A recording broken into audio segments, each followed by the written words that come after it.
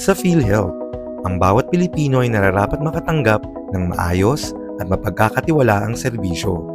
Bahagi ng aming tungkulin, ang pangalagaan hindi lamang ang benepisyo, kundi maging tiwala ng aming miyembro sa institusyon. Ako po si Major Joe Patrick E. Martinez. Isa po akong Philippine Army na na-assign po dito sa Northern Mindanao with the 4th Infantry Division. Ito pong nangyari po sa father ko. Nangyari po nung last year, November 19. No? And then they found out na meron siyang clots sa kanyang mga arteries. No? Yung mga panahon na yon, sabi ng doktor, konti na lang kasi syempre puso yan eh.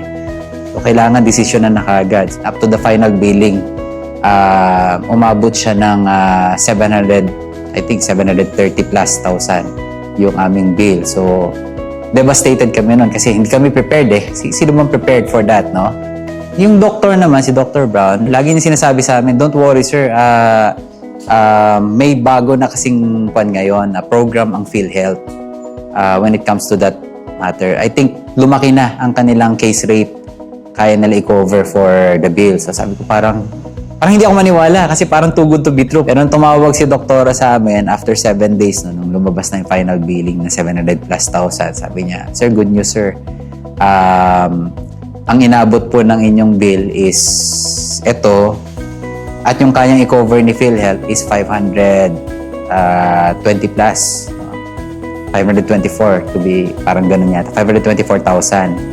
Plus the senior citizen na 20%, so parang nakales pa ng 147. So technically speaking, parang it's a sigh of relief nung nalaman namin na ang babayaran na lang namin is 66,000. So sabi ko, thank God, hindi na tayo bebenta ng ano. So kaya na siya i-cover ng some of our savings na pwede naming maibigay dito sa case ng father ko. So we are happy na hindi kami finail ng PhilHealth for their new program that actually covers almost everything na doon sa ASQUAD. Kasi nung time na yun, hindi naman nila alam na sundalo ko.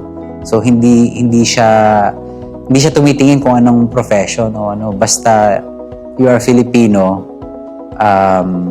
tutulungan ka ng programang ito. Naging Maralita, no? Ang program po ng PhilHealth na abot kamay po ang programa para sa lahat. Sa anumang sitwasyong pangkalusugan, ang tapat na serbisyo ay maasahan. Sa PhilHealth, bawat Pilipino protektado.